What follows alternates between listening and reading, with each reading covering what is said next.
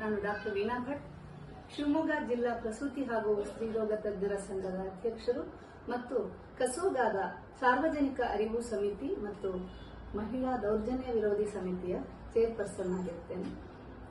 ಇಂದು ಈ ಏಪ್ರಿಲ್ ತಿಂಗಳಲ್ಲಿ ಸುರಕ್ಷಿತ ಮಾತೃತ್ವ ದಿನವನ್ನು ಆಚರಿಸಲಾಯಿತು ಮತ್ತು ಇಡೀ ತಿಂಗಳು ಈ ಸುರಕ್ಷಿತ ಮಾತೃತ್ವದ ಬಗ್ಗೆ ಅರಿವು ಮೂಡಿಸುವ ಕಾರ್ಯಕ್ರಮಗಳನ್ನು ಎಲ್ಲೆಡೆ ಹಮ್ಮಿಕೊಳ್ತಾ ಇದೆ. ಏನಿದು ಸುರಕ್ಷಿತ ಮಾತೃತ್ವ ಅಂದ್ರೆ? ಪ್ರತಿ ಹೆಣ್ಣಿಗೂ ತಾಯ್ತನ ಎನ್ನುವುದು ಒಂದು ಅಭೂತಪೂರ್ವ ಅನುಭವ. ಇದೊಂದು ಮರುಜನ್ಮ ಇದ್ದ ಹಾಗೆ. ಸುರಕ್ಷಿತ ಮಾತೃತ್ವ ಎಂದರೆ ಪ್ರತಿ ಗರ್ಭಧಾರಣೆಯು ಅಗತ್ಯವಾದ ಪ್ರಸವ ಪೂರ್ವ ತಪಾಸಣೆ ಮತ್ತು ಸೂಕ್ತ ಪ್ರಸವ ಸಮಯದ ಆರೈಕೆ ಮತ್ತು ಪ್ರಸವ ನಂತರವೂ ಕೂಡ ತಾಯಿ ಹಾಗೂ ಮಗುವಿಗೆ ಸೂಕ್ತ ಆರೈಕೆ ದೊರಕಿಸುವ ಮೂಲಕ ತಾಯಿ ಮತ್ತು ಶಿಶು ಮರಣ ದರವನ್ನು ಕಡಿಮೆ ಮಾಡಿ ಒಟ್ಟಾರೆ ತಾಯ್ತನದ ಪರಿಣಾಮಗಳನ್ನ ಅನುಭವಗಳನ್ನ ಸುರಕ್ಷಿತವನ್ನಾಗಿ ಮಾಡೋದೇ ಸುರಕ್ಷಿತ ಮಾತೃತ್ವ. ಪ್ರತಿ ವರ್ಷ ಏಪ್ರಿಲ್ 11ರಂದು ಇಡೀ ಭಾರತದಾದ್ಯಂತ, ಅದರಲ್ಲೂ ಇದು ಕಸ್ತೂರಬಾ ಗಾಂಧಿ ಅವರ ಜನ್ಮದಿನದಂದು ಈ ರಾಷ್ಟ್ರೀಯ ಸುರಕ್ಷಿತ ಮಾತೃತ್ವ ದಿನವನ್ನ ಒಂದೊಂದು ಘೋಷವಾಕ್ಯದೊಂದಿಗೆ ಪ್ರತಿ ವರ್ಷನೂ ನಾವು ಆಚರಿಸ್ತಾ ಬಂದಿದ್ದೀವಿ. ಸುರಕ್ಷಿತ ಮಾತೃತ್ವ ದಿನದ 2026ರ ಘೋಷವಾಕ್ಯ ಏನಂದ್ರೆ, ಯಾವೊಬ್ಬ ಮಾತೆಯಂದಿರನ್ನು ಬಿಡದೆ ಆರೋಗ್ಯ ಸೇವೆಯಲ್ಲಿ ಎಲ್ಲಾ ಮಾತೆಯಂದಿರಿಗೂ ಸಮಾನತೆಯನ್ನ ದೊರಕಿಸೋದು. ಇದರ ಮುಖ್ಯ ಉದ್ದೇಶ ಏನು ಅಂದ್ರೆ, ಪ್ರತಿ ಭಾವಿ ತಾಯಂದಿರನ್ನ ನಿಯಮಿತವಾಗಿ ಪ್ರಸವ ಪೂರ್ವ ತಪಾಸಣೆ ಮಾಡೋದು, ಪ್ರಸವದಲ್ಲೂ ಸೂಕ್ತವಾಗಿ ಅವರಿಗೆ ಸೌಲಭ್ಯ ದೊರಕಿಸಿ ಮಾತೃಮರಣ ಶಿಶು ಮರಣ ತಡೆಗಟ್ಟುವ ನಿಟ್ಟಿನಲ್ಲಿ ಪ್ರಯತ್ನಿಸೋದು. ಅದರ ಜೊತೆಗೆ ತಾಯಂದಿರಿಗೆ ಸಂತಾನೋತ್ಪತ್ತಿ ಆರೋಗ್ಯದ ಬಗ್ಗೆ ಅರಿವನ್ನು ಮೂಡಿಸಿ ಸ್ವಯಂ ನಿರ್ಧಾರವನ್ನ ತೆಗೆದುಕೊಳ್ಳುವ ಸಾಮರ್ಥ್ಯವನ್ನ ಹೆಚ್ಚಿಸೋದು. ಈ ಪ್ರತಿ ಹೆರಿಗೆಯೂ ಕೂಡ ಒಂದು ಆರೋಗ್ಯ ಸಿಬ್ಬಂದಿ ಅಥವಾ ವೈದ್ಯರ ಮೇಲ್ವಿಚಾರಣೆಯಲ್ಲೇ ಆಗಬೇಕೆಂಬ ಆಶಯದೊಂದಿಗೆ ಈ ದಿನವನ್ನ ಆಚರಿಸಲಾಗುತ್ತೆ. ಸುರಕ್ಷಿತ ಮಾತೃತ್ವ ಕೇವಲ ಆರೋಗ್ಯ ಕಾಳಜಿ ಅಷ್ಟೇ ಅಲ್ಲ, ಅದೊಂದು ಮೂಲಭೂತ ಮಾನವ ಹಕ್ಕು ಮತ್ತು ದೇಶದ ಪ್ರಮುಖ ಭವಿಷ್ಯಕ್ಕೆ ಪ್ರಮುಖವಾದ ಕೊಡುಗೆಯನ್ನ ಕೊಡುತ್ತೆ. ಹಾಗಾದ್ರೆ ಪ್ರಸ್ತುತ ಸುರಕ್ಷಿತ ಮಾತೃತ್ವಕ್ಕೆ ಇರುವ ಸವಾಲುಗಳೇನು ಅಂತ ನೋಡೋಣ. ಒಂದು ಕಾಲದಲ್ಲಿ 1 ಲಕ್ಷ ಸಜೀವ ಜನನದಲ್ಲಿ ಮಾತೆಯಂದರು ಮರಣ ಹೊಂದುವ ದರ, ಅಂದ್ರೆ ಇದನ್ನ ಮಾತೃ ಮರಣ ದರ ಅಂತ ಹೇಳ್ತೀವಿ, ಮೆಟರ್ನಲ್ ಮಾರ್ಟಾಲಿಟಿ ರೇಟ್ ಅಂತ. ಇದು ಅಧಿಕವಾಗಿತ್ತು, ಸುಮಾರು 300ರ ಹತ್ರ ಇದ್ದಿದ್ದು. ಈಗ ಪ್ರಸ್ತುತ ಲಭ್ಯವಿರುವ ಸೌಲಭ್ಯಗಳಿಂದ ಸಾಕಷ್ಟು ಇಳಿಕೆ ಆಗಿದೆ. ಅದು 97ಕ್ಕಿಂತ ಕಡಿಮೆ ಆಗಿ ಕರ್ನಾಟಕದಲ್ಲಂತೂ ಸುಮಾರು 58ರಿಂದ 60ರ ಒಳಗೆ ಇದೆ. ಹಾಗೆ ಸಾಕಷ್ಟು ಕಡಿಮೆ ಆಗಿದ್ರೂ ಕೂಡ ಟಿಪ್ ಆಫ್ ದ ಐಸ್ಬರ್ಗ್ ಅಂತ ಹೇಳ್ತೀವಿ, ತೇಲುವ ಮಂಜುಗಡ್ಡೆಯ ಮೇಲ್ಭಾಗವಷ್ಟೇ ಕಾಣುವ ಹಾಗೆ ಹಲವಾರು ಒಳ ಹುದುಗಿರುವ ಸಮಸ್ಯೆಗಳು ನಮ್ಮಲ್ಲಿ ಇನ್ನೂ ಸಾಕಷ್ಟಿವೆ ಮತ್ತು ಗುಣಮಟ್ಟದ ಆರೋಗ್ಯ ಸೇವೆ ಪ್ರತಿಯೊಬ್ಬ ಮಾತೆಗೂ ಸಿಗ್ತಾ ಇಲ್ಲ. ಇಂದು ಮಾತೃಮರಣ ದರ ಹಾಗೂ ಶಿಶು ಮರಣದಲ್ಲಿ ಸಾಕಷ್ಟು ಇಳಿಕೆ ಆಗ್ತಾ ಇದೆ. ಆದ್ರೆ ಆ ಒಳಹುದುಗಿರುವ ಸಮಸ್ಯೆಗಳು ಏನಂದ್ರೆ, ಇಂದು ಸಿಸೇರಿಯನ್ ಹೆರಿಗೆಗಳು ದಿನೇ ದಿನೇ ಹೆಚ್ಚುತ್ತಾ ಇದೆ. ಕೃತಕ ಸಂತಾನೋತ್ಪತ್ತಿ ತಂತ್ರಗಳು ಅಂದ್ರೆ IVF ಅಂತ ಹೇಳ್ತೀವಿ, ಅದರ ಮೂಲಕ ಗರ್ಭಧಾರಣೆಯ ಸಂಭವವೂ ಹೆಚ್ಚುತ್ತಾ ಇದೆ. ಹೃದ್ರೋಗ ಚಿಕಿತ್ಸೆ, ಕಿಡ್ನಿ ಟ್ರಾನ್ಸ್ಪ್ಲಾಂಟ್ ಮತ್ತೆ ಇದೆಲ್ಲ ಬ್ಯಾರಿಯಾಟ್ರಿಕ್ ಸರ್ಜರಿ ಅಂತ ಹೇಳ್ತೀವಿ, ಬುಜ್ಜಿಗಾಗಿ ಶಸ್ತ್ರಚಿಕಿತ್ಸೆಯನ್ನು ಮಾಡಿಕೊಳ್ಳೋದು. ಇದಾದ ನಂತರ ಗರ್ಭಧರಿಸುವವರ ಸಂಖ್ಯೆನೂ ಹೆಚ್ಚಾಗ್ತಾ ಇದೆ. ಇನ್ನೊಂದು ಕಡೆ ತಂತ್ರಜ್ಞಾನದ ಮೂಲಕ ಮಾಹಿತಿಯ ಮಹಾಪೂರವೇ ಹರಿದು ಬರ್ತಾ ಇದ್ರು, ಅದನ್ನ ಹೇಗೆ ನಿಭಾಯಿಸಬೇಕು ಅನ್ನೋದು ಜನಸಾಮಾನ್ಯರಿಗೆ ಸಾಧ್ಯ ಆಗ್ತಾ ಇಲ್ಲ. ನಾವಿಬ್ಬರು ನಮಗೊಬ್ಬರೇ ಮಗು ಸಾಕು ಅಂತ ಇರೋ ಒಂದೇ ಮಗುವಿಗೆ ಎಲ್ಲಾ ಸೌಲಭ್ಯಗಳನ್ನ ಕೊಟ್ಬಿಡೋಣ ಅನ್ನೋ ಧೋರಣೆ ಮತ್ತೆ ಅತಿಯಾದ ನಿರೀಕ್ಷೆಗಳಿಂದ ಕೂಡಿದ ತಡವಾದ ತಾಯ್ತನ ಈ 21ನೇ ಶತಮಾನದಲ್ಲಿದ್ರೂ ಇನ್ನೂ ನಮ್ಮಲ್ಲಿ ಜಯಿಸಲಾಗದ ರಕ್ತಹೀನತೆಯ ಸಮಸ್ಯೆ ಮತ್ತೆ ದಿನೇ ದಿನೇ ಗರ್ಭಧಾರಣೆಯೊಂದಿಗೆ ತಳುಕು ಹಾಕಿಕೊಳ್ತಾ ಇರೋ ಬೊಜ್ಜಿನ ಸಮಸ್ಯೆ ಇರಬಹುದು, ಗರ್ಭಿಣಿಯರಲ್ಲಿ ಮಧುಮೇಹ, ಏರು ರಕ್ತದೊತ್ತಡ, ಥೈರಾಯ್ಡ್ ಸಮಸ್ಯೆಗಳು. ಇದರ ಜೊತೆಗೆ ಈ ಸಮಸ್ಯೆಗಳೆಲ್ಲ ವ್ಯಕ್ತಪಡಿಸಲ್ಪಡುವ ರೀತಿಯೂ ಕೂಡ ಇಂದು ಬದಲಾಗ್ತಾ ಇದೆ. ಇನ್ನು ಈ ಗರ್ಭಕೋಶಕ್ಕೆ ಮಾಸು ಅಥವಾ ಪ್ಲಾಸೆಂಟಾ, ಕಸ ಅಂತ ಹೇಳ್ತೀವಿ, ಅದು ಅಂಟ್ಕೊಂಡಿರೋದು, ಪ್ಲಾಸೆಂಟಾ ಅಕ್ರೀಟ ಅಂತ ಹೇಳ್ತೀವಿ. ಸ್ಕಾರ್ ಪ್ರೆಗ್ನೆನ್ಸಿ ಅಂದರೆ ಸಿಸೇರಿಯನ್ ಗಾಯದ ಜಾಗದಲ್ಲೇ ಗರ್ಭಧಾರಣೆ ಆಗೋದು, ಇವೆಲ್ಲ ಕೂಡ ಹೆಚ್ಚುತ್ತಾ ಇದೆ. ಇವುಗಳನ್ನ ಪತ್ತೆ ಹಚ್ಚಲು ಸಾಕಷ್ಟು ಇವತ್ತು ಇಮೇಜಿಂಗ್ ವಿಧಾನಗಳಿದ್ರೂ ಕೂಡ ತಾಯಂದಿರ ಜೀವಕ್ಕೆ ಅದು ತೊಡಕಾಗಿ ಪರಿಣಮಿಸಬಹುದು. ಇನ್ನು ಬಹಳಷ್ಟು ನಮ್ಮ ಜನಸಾಮಾನ್ಯರಲ್ಲಿ, ಗರ್ಭಿಣಿ ಸ್ತ್ರೀಯರಲ್ಲಿ ನಮ್ಮ ಸಹಜ ಹೆರಿಗೆ ಆದ್ರೆ ಈ ಪೆಲ್ವಿಕ್ ಮಸಲ್ಸ್ ಅಥವಾ ಶ್ರೋಣಿಯ ಸ್ನಾಯುಗಳು ಘಾಸಿಗೊಳಗಾಗ್ಬಿಡುತ್ತೆ. ಇದರಿಂದ ತೊಂದರೆ ಆಗುತ್ತೆ ಮುಂದೆ. ಮತ್ತೆ ತುಂಬಾ ಗೊಂದಲಗಳು ಈ ಒಂದು ನಿಟ್ಟಿನಲ್ಲಿ ಹೆಚ್ಚುತ್ತಾ ಇದೆ. ಜೊತೆಗೆ ಆ ಸಹವರ್ತಿಗಳು ಯಾರು ಹೆರಿಗೆ ಆಗಿರ್ತಾರೋ ಅವರೆಲ್ಲ ಒತ್ತಾಯಿಸೋದು, ಮತ್ತೆ ಇನ್ನೊಂದು ಹಲವಾರು ಗರ್ಭಿಣಿಯರ ಅನುಭವಸ್ಥರ ಅನುಭವ ಹಂಚಿಕೆ, ಅದರ ತಪ್ಪು ಕಲ್ಪನೆಗಳು ಇವೆಲ್ಲ ಸೇರಿ ತಾಯಂದಿರು ಇವತ್ತು ವಿನಂತಿಯ ಮೇರೆಗೆ ಸಿಸೇರಿಯನ್ ಹೆರಿಗೆಯನ್ನ ಮಾಡಿಸ್ಕೊಳ್ತಾ ಇದ್ದಾರೆ. ಅದು ಹೆಚ್ಚಾಗ್ತಾ ಇದೆ. ಅಂದ್ರೆ ಆನ್ ಡಿಮಾಂಡ್ ಸಿ ಸೆಕ್ಷನ್ ಅಂತ ಹೇಳ್ತೀವಿ. ಇವೆಲ್ಲದರ ಜೊತೆಗೆ ರೋಗಿ ವೈದ್ಯರ ಸಂಬಂಧ ಕೂಡ ಹಳಸ್ತಾ ಇದೆ.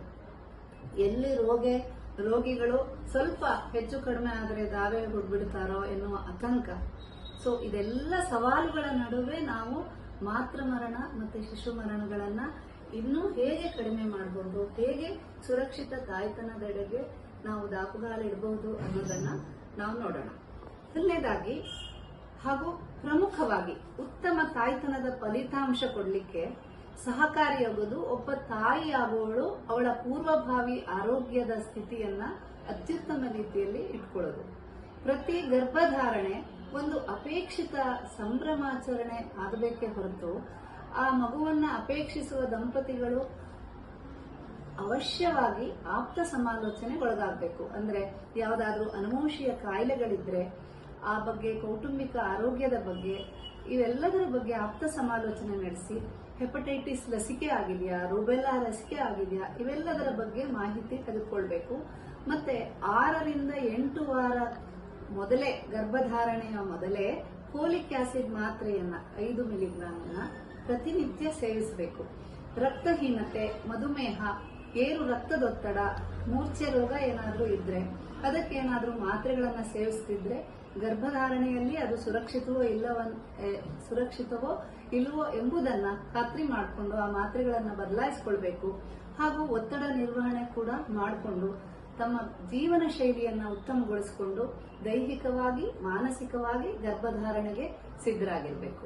ಗರ್ಭಧಾರಣೆ ಆದ್ಮೇಲೆ ಸುರಕ್ಷಿತ ಮಾತೃತ್ವಕ್ಕಾಗಿ ನಾವು ಈ ಕೆಳಗಿನ ಕ್ರಮಗಳನ್ನ ಕೈಗೊಳ್ಳಬಹುದು. ಮೊದಲನೇದಾಗಿ ಸೂಕ್ತವಾದ ಪ್ರಸವ ಪೂರ್ವ ಆರೈಕೆ, ಅಂದ್ರೆ ಆಂಟಿನೇಟಲ್ ಎಕ್ಸಾಮಿನೇಷನ್ ಅಂತ ಹೇಳ್ತೀವಿ, ಕೇರ್ ಅಂತ, ANC ಅಂತ. ಗರ್ಭಧಾರಣೆಯಲ್ಲಿ ಮೊದಲ 3 ತಿಂಗಳು ಕೇವಲ ಫೋಲಿಕ್ ಆಸಿಡ್ ಮಾತ್ರೆಗಳನ್ನ ನಿಯಮಿತವಾಗಿ ತೆಗೆದುಕೊಳ್ಬೇಕು. ಅತಿಯಾದ ಆಯಾಸ ಇದ್ರೆ, ವಾಂತಿ ಇದ್ರೆ ವೈದ್ಯರ ಸಲಹೆ ಮೇರೆಗೆ ಮತ್ತು ಕುಟುಂಬದ ಸಹಕಾರದೊಂದಿಗೆ ಅದನ್ನು ನಿಭಾಯಿಸಬೇಕು. ಮುಖ್ಯವಾಗಿ ತಾಯಿ ಕಾರ್ಡ್ ಅಂತ ಇದೆ, ಕರ್ನಾಟಕ ಸರ್ಕಾರದಿಂದ ಕೊಡೋದು. ಅದನ್ನ ಮಾಡಿಸ್ಕೊಂಡು ನೋಂದಣಿ ಮಾಡಿ ಅದನ್ನ ಸಂಪೂರ್ಣವಾಗಿ ಹಲವಾರು ಬಾರಿ ಓದೋದು ಮುಖ್ಯ. ಅದರಲ್ಲಿ ತುಂಬಾ ಎಲ್ಲ ಒಳ್ಳೆಯ ವಿಚಾರಗಳನ್ನ ಕೊಟ್ಟಿದ್ದಾರೆ, ಅದನ್ನ ಅರ್ಥೈಸ್ಕೊಳ್ಬೇಕು. 11 ರಿಂದ 13 ವಾರದಲ್ಲಿ NT ಸ್ಕ್ಯಾನ್ ಅಂತ, ನ್ಯೂಕಲ್ ಥಿಕ್ನೆಸ್ ಸ್ಕ್ಯಾನ್ ಅನ್ನೋದು ಮಾಡಿಸಲೇಬೇಕು. ಹಾಗೂ ವಯಸ್ಸಾಗಿದ್ರೆ ಅಥವಾ ಇಲ್ಲದಿದ್ರೂ ಕೂಡ ಒಂದು ಡಬಲ್ ಮಾರ್ಕರ್ ಟೆಸ್ಟ್ ಅಂತ ಮಾಡ್ತೀವಿ, ಅದನ್ನು ಕೂಡ ಮಾಡಿಸ್ಕೊಳ್ಳೋದು ಒಳ್ಳೆಯದು. ಮತ್ತೆ 4ನೇ ತಿಂಗಳಿಂದ ಕಬ್ಬಿಣಾಂಶ ಮಾತ್ರೆಗಳನ್ನ ತೆಗೆದುಕೊಳ್ಬೇಕಾಗುತ್ತೆ. ಹಾಗೂ TD ಇಂಜೆಕ್ಷನ್ ಅನ್ನ 1 ತಿಂಗಳ ಅವಧಿಯಲ್ಲಿ 2 ಡೋಸ್ ಅನ್ನ ತೆಗೆದುಕೊಳ್ಬೇಕು. ರಕ್ತದ ಗುಂಪನ್ನ, ಹಿಮೋಗ್ಲೋಬಿನ್ ಎಷ್ಟಿದೆ ಅಂತ, ರಕ್ತದಲ್ಲಿ ಸೋಂಕಿನ ಅಂಶಗಳು, HIV ಇರಬಹುದು, ಹೆಪಟೈಟಿಸ್ ಇರಬಹುದು, ಹೆಪಟೈಟಿಸ್ C, ಸೊ ಹೀಗೆ ಬೇರೆ ಬೇರೆ ಸೋಂಕುಗಳ ಬಗ್ಗೆ ರಕ್ತ ಪರೀಕ್ಷೆಯನ್ನ ಮಾಡ್ಕೊಳ್ಬೇಕು. ಮತ್ತೆ 5ನೇ ತಿಂಗಳಲ್ಲಿ ಅನಾಮಲಿ ಸ್ಕ್ಯಾನ್ ಅಂತ, ಅಂದ್ರೆ ಗರ್ಭಸ್ಥ ಶಿಶುವಿನಲ್ಲಿ ಯಾವ್ದಾದ್ರೂ ನ್ಯೂನತೆಗಳಿದೆಯಾ ಅಂತ ಒಂದು ಅಂದಾಜು ಗೊತ್ತಾಗುತ್ತೆ, ಅದನ್ನು ಮಾಡಿಸ್ಕೊಳ್ಬೇಕು.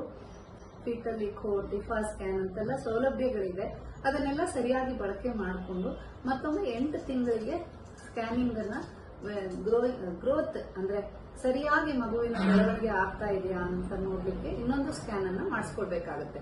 ಸೊ ಗರ್ಭಧಾರಣೆಯಲ್ಲಿ ಯಾವ್ದಾದ್ರೂ ತೊಡಕನ್ನ ಉಂಟು ಮಾಡೋದು ಅಂದ್ರೆ ರಕ್ತಹೀನತೆ, ಏರು ರಕ್ತದೊತ್ತಡ, ಮಧುಮೇಹ, GDM ಅಂತ ಹೇಳ್ತೀವಿ, ಜೆಸ್ಟೇಷನಲ್ ಡಯಾಬಿಟಿಸ್, ಮತ್ತೆ ಗರ್ಭಧಾರಣೆಯಿಂದ ನೊಂದಿಗೆ ಇರಬಹುದಾದ ಬೇರೆ ಬೇರೆ ವೈದ್ಯಕೀಯ ತೊಂದರೆಗಳು, ಅಂದ್ರೆ ಕೆಲವರಲ್ಲಿ ಹೃದ್ರೋಗದ ತೊಂದರೆಗಳು ಇರ್ಬೋದು, ಕೆಲವರಲ್ಲಿ ಸಂಧಿವಾತ, ರುಮಟಾಯ್ಡ್ ಆರ್ಥರೈಟಿಸ್ ಇರ್ಬೋದು, ಹೀಗೆ ಬೇರೆ ಬೇರೆ ತೊಂದರೆಗಳಿದ್ದರೆ, ಅದು ತೊಡಕಾಗುವ ಗರ್ಭಗಳಿದ್ದರೆ ಆ ಬಗ್ಗೆನೂ ಕೂಡ ಸೂಕ್ತವಾಗಿ ತಪಾಸಣೆಗೊಳಗಾಗಿ ತಜ್ಞರಿಂದ ಸೂಕ್ತ ಸಲಹೆ, ಚಿಕಿತ್ಸೆಯನ್ನ ಪಡೆದುಕೊಳ್ಬೇಕು.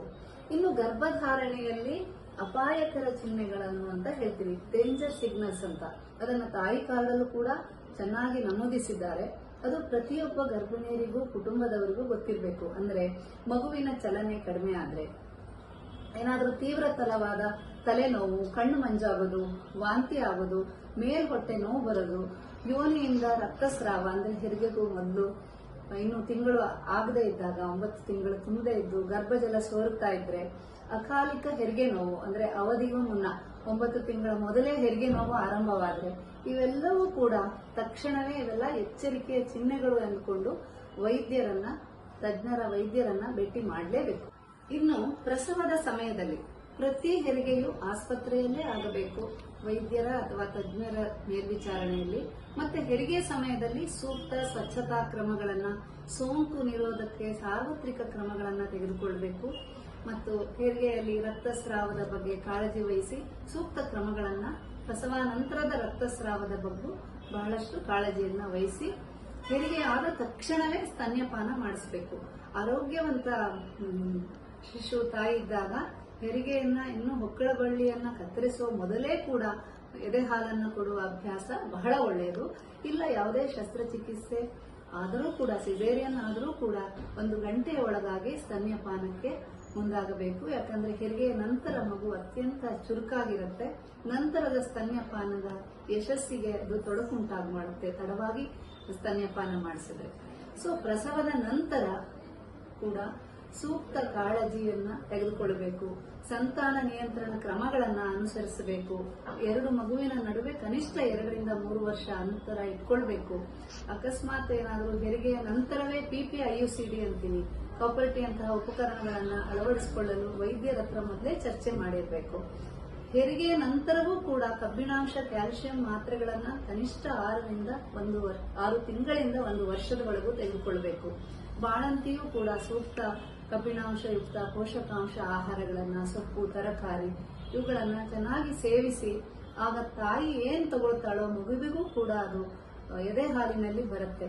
ಸೊ ಎಲ್ಲ ರೀತಿಯ ಮುಂಜಾಗ್ರತಾ ಕ್ರಮಗಳನ್ನ ತೆಗೆದುಕೊಂಡ್ರೆ ಮಾತ್ರ ತಾಯಿ ಹಾಗೂ ಶಿಶುವಿನ ಆರೋಗ್ಯ ಕಾಪಾಡಿಕೊಂಡು ಮಾತೃ ಮರಣ ದರ, ಶಿಶು ಮರಣ ದರ ಕಡಿಮೆಯಾಗಿ ಅದು ಸುರಕ್ಷಿತ ತಾಯ್ತನಕ್ಕೆ ನಾಂದಿಯಾಗುತ್ತೆ.